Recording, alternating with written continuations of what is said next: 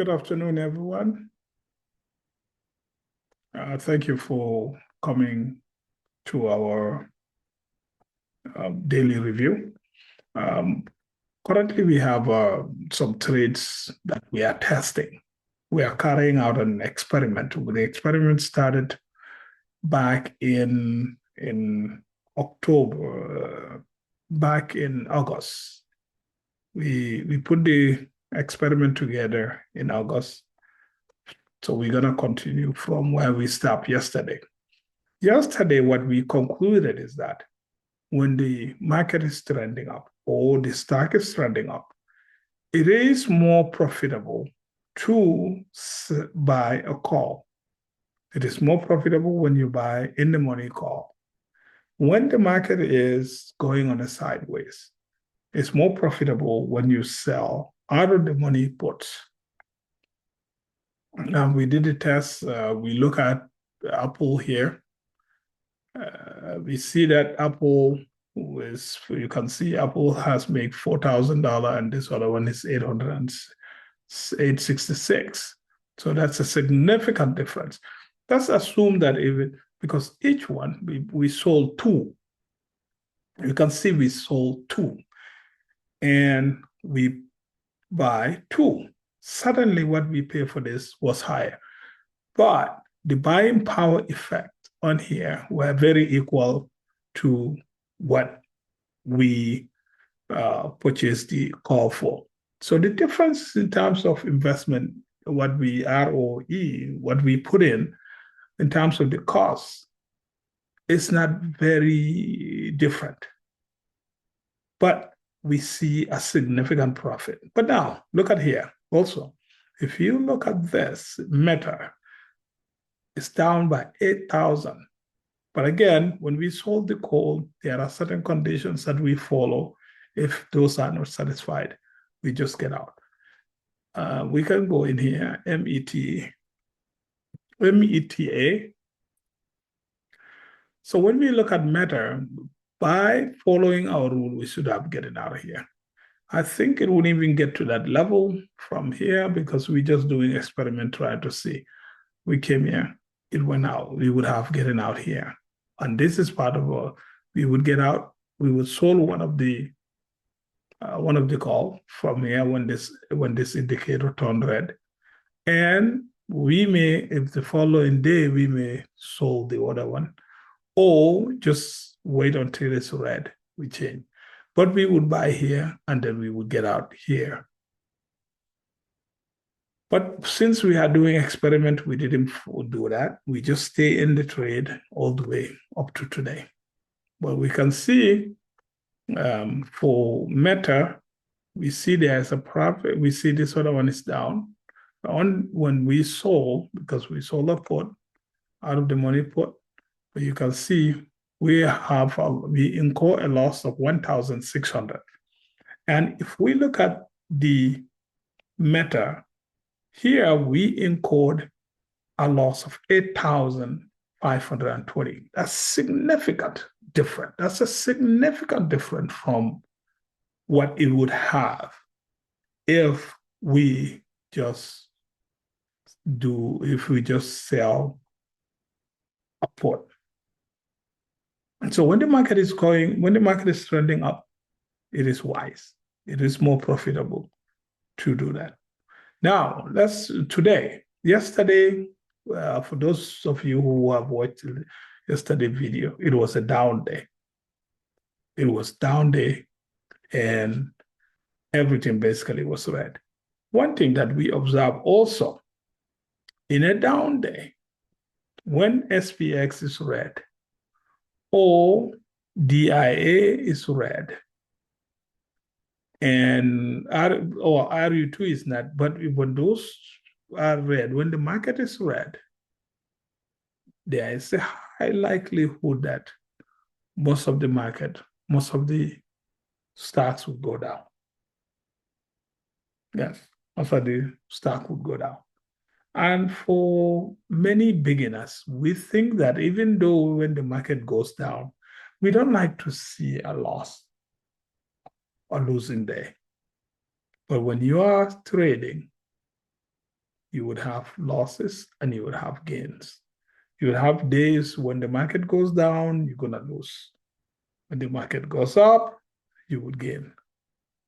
So that was one of the things that really disturbs me. I want to, anytime I see the red candle forming, I just get out. Well, yeah, you can get out, but when are you going to go in? Then when you feel more comfortable to enter, that's the time the market will go against you.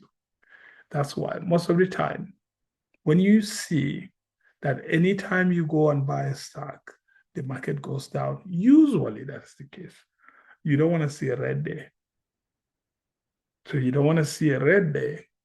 And therefore, if you look at my charts here, you can see they are colored. Why are they colored? Because I get scared of seeing those red days. See here? It's all green, so it keeps me comfortable. But you can see this is a red day. If this day remains red, it would scare me and I'll get out. So that's why I color my candles as it is trending up. It gives me the endurance and the willingness to stay in there. Now we can see when it's red, then I know, okay, it's time for me to get out of this trend. Okay. So today, again, even today, look at it. Even today, we have, how much do we make here? 1,200. But look at the total here. That's 2,300. Significant difference. Okay. And again, I have another trade here, SPX, which is a very common trade that I do, SPX. And you can see, I think on this trade, when I entered around here, and you can see I'm still in. Normally, I'll get out when this thing turns red. But for this one, I just continue with it. And you can see how much I make out of it. 56%. We're not gonna keep this video long because yesterday we went to all this trade rigorously.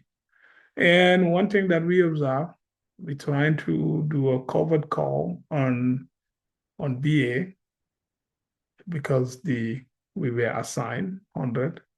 So when we were assigned, we were losing. So I decided that, you know what, why not we sold a call. So I did, but you can see it's losing. It's losing. So here, 400, if I didn't do any cover call, this was what it would be. So there's an advantage and disadvantage for all the strategies. And Palantir, I think I sold, I put in there, it's profitable. And okay, this one was when they make the announcement. And usually small stocks, usually they would do well when the interest rates are going down. But when the interest rate is going up, most of the investors get out of the small cap stocks. The small cap stocks are most of the time the small companies and they are not profitable. But the investors believe that they have a growth potential and they would invest in there when the interest rates are going down or when the interest rates are low. But the moment the interest rates start coming up, they will pull all their money out of the most of the small cap stocks. Any stock, any company that was not making profit, that is not making profit, investors will take their money out of it because they don't know whether that company would belly up or would be able to run because the interest rate is high. Are they going to be able to get funding to run their business? So when the interest rates, when Federal Reserve cut the interest rate, immediately, I think that day or the following day, I went in and purchased 2 calls on it. You can see, and if this was a real life, 15,000. So 15,000, about 45%. 45%. Well, it's a real line, but it's not, it's by simulated trading. But this is why you learn. This is where you build a craft. You build a craft, and then because I have an existing account that I use, and I have been very profitable. Last year I make a good amount, but it was extraordinary, and this year about at least 30% profit. And it could be higher than that, but because of the fact that at the beginning of the year, the market was going down, so I was scared. I moved out of there. I sit on the sideline for considerable period of time. Now, next week or this week, or as we continue, what I will start doing is, for example, Apple. So AAPL, AAPL. So we can see Apple is going on a sideways. The moment Apple turned red, I'm going to get out. So that trade will be done. We won't do it. And then Amazon, let's see Amazon, AMZN. Amazon is red. So I can get out of Amazon now. You can see Amazon is coming back up. But I would get out of Amazon. I would not trade Amazon as long as the relative strength is trending down. It is telling me that there are other companies that I can use, that I can invest in than Amazon at this point. And again, the PPO is down. This is my custom PPO, but you can see it's down, but it's trending up. So it means Amazon may be picking up. But if I want to make a profit, I would wait until the relative strength comes up, start trending up. That means right now, it would be rather, this is underperforming the SPX. Amazon is underperforming SPX. So I would not trade that. I would not put my money on Amazon until it starts trending up. Okay. And so I would get out of Amazon. Google, let's look at Google.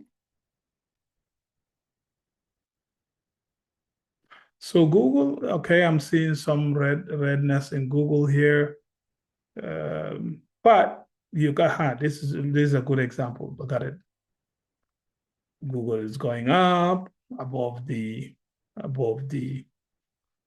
30 moving average, above its 30 moving average. So it is doing very well. But again, we can see a reduction in the momentum. The PPO is going down, which is showing that the momentum is not very strong. So you can see that's why it's going on a sideways.